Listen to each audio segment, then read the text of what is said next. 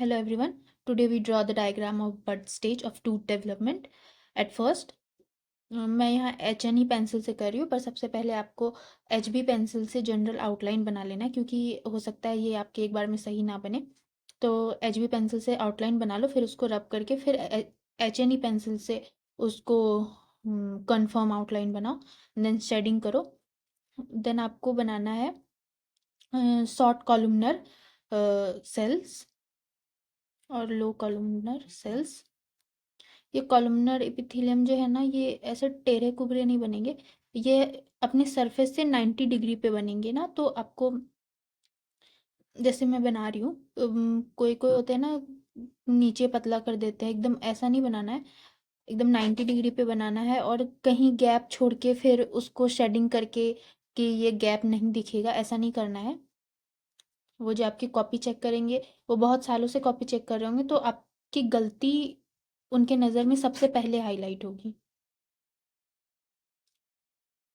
All the cells are perpendicular.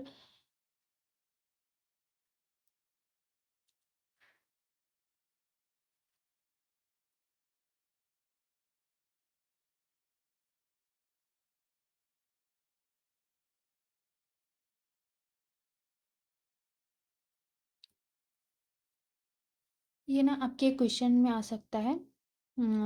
ये generally आपके university questions में आ सकते हैं। टूथ डेवलपमेंट स्टेज, तो उसमें आपको अगर ये मतलब अलग से आए बर्ड स्टेज, तो आपको ये डायग्राम बनाना है, फिर इसके बारे में लिखना है। लेकिन अगर आपको लॉन्ग क्वेश्चन में आए और टूथ डेवलपमेंट स्टेज, तो आपको सारे स्टेजेस लिखने हैं, bird, cap, bell, advance bell, और सारे स्टेजेस के और डायग्राम बनाने हैं। हमारे टाइम पे हमारे कॉलेज में स्पॉटिंग की स्लाइड नहीं थी इसकी। तो आप लोग देख लेना अगर आपके कॉलेज में हो तो। हमारे टाइम में कॉलेज में नहीं थी ये स्पॉटिंग की स्लाइड, तो हमें नहीं आया था ये।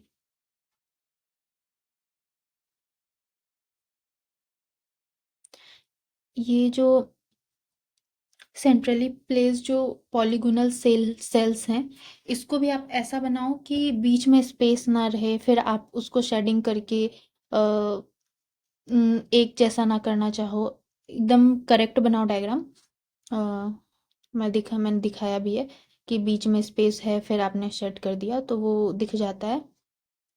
और ये पॉलीगोनल सेल्स जो है ना, ये जैसे जैसे आप आगे बढ़ोगे तो इसकी साइज बढ़ेंगी। सबसे जो फर्स्ट फॉर्म होता है, इसकी साइज सबसे छोटी होती है, और उसके बाद ये अपने साइज इंक्रीज होता है, जैसे आप देख पाओगे। मैंने bottom to top size increase किया है पॉलीगोनल सेल्स का। और मैंने जो बनाया है डायग्राम, उसके पीछे एक रफ पेज रखा है, ताकि वो पीछे जो है छप ना जाए।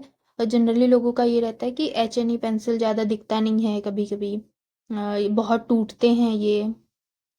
तो मैं सजेस्ट करूँगी ना कि आप शार्पनर से नहीं शार्प करो अपने पेंसिल को, पेपर कटर आते हैं, उससे शार्प करो, तो ये ज़्यादा नहीं टूटेगा और अच्छा डायग्राम बनेगा।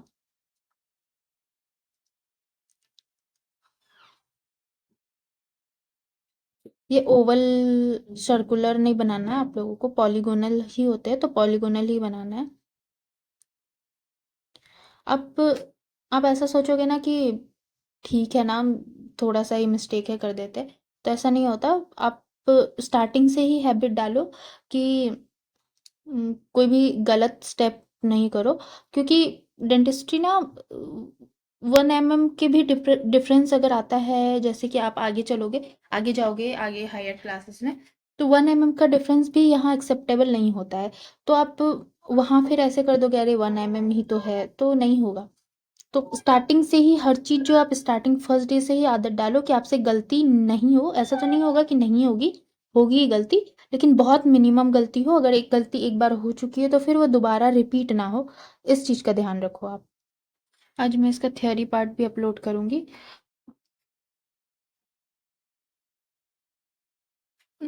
थियोरी एग्ज़ाम में टाइम लिमिटेड होते हैं, तो अगर आपसे इतने मतलब इतन तो फिर आप डायग्राम का जो है डायमीटर वो छोटा रखो और पॉलीगोनल सेल्स थोड़े बड़े रखो, पर करेक्ट बनाओ। अगर पॉलीगोनल सेल्स के साइज बढ़ रहे हैं टॉप बॉटम टू टॉप, तो फिर आप वैसा करो, पर थोड़े साइज आप इंक्रीज कर सकते हो क्योंकि टाइम कम रहता है, आपको थियोरी डायग्राम भी बनाने होते हैं। तो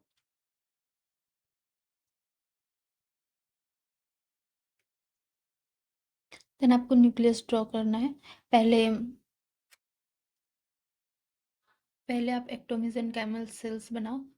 ये ना सारे एक डायरेक्शन में नहीं बनाना है, क्योंकि जैसे आप थर्ड ईयर में जाओगे तो वहाँ आप ओरल पैथोलॉजी में पढ़ोगे कि जैसे कि सारे सेल्स के डायरेक्शन एक जैसे हो जाएं, या तो फिर कौन से डिसऑर्डर हो सकते हैं। तो इसमें भी आपको सारे सेल्स के डायरेक्शन एक जैसे नहीं बनानी है।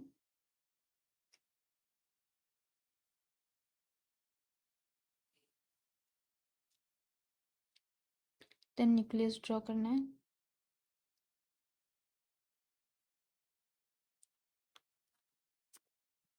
आप न्यूक्लियस जब ड्रॉ करो ना, तो एक चीज़ का ध्यान रखो, ये जो पेरिफेरल सेल्स में जो न्यूक्लियस है ना, वो सेंट्रली प्लेस न्यूक्लियस से थोड़ा डार्क बनाओ, जैसे कि आप देखोगे डिफ्रेंशिएट कर पाओगे। मैंने जो पेरिफेरी में जो लो कॉलमनर पे जो न्यूक्लियस बनाया है, वो पॉलीगोनल सेल्स के न्यूक्लियस से डिफर कर रहा है।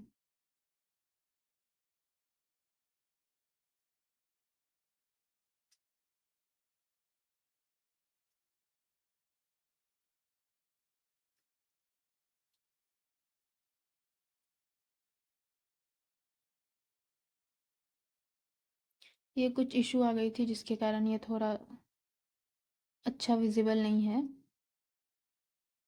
अगर आप लोगों को कोई प्रॉब्लम हो तो कमेंट कर देना, मैं फिर से इसकी वीडियो अपलोड कर दूंगी। वैसे मैंने साइड में डायग्राम लगा दिया है कि अगर आपको नहीं पता चले तो फिर आप देख सकते हो। यहाँ ज़्यादा कुछ करना नहीं है, बस न्यूक्लियस ही ड्रॉ करना है, नहीं तो मैं अपलोड ही नहीं करती। कुछ ज़्यादा नहीं था इसलिए बस ये upload कर दी।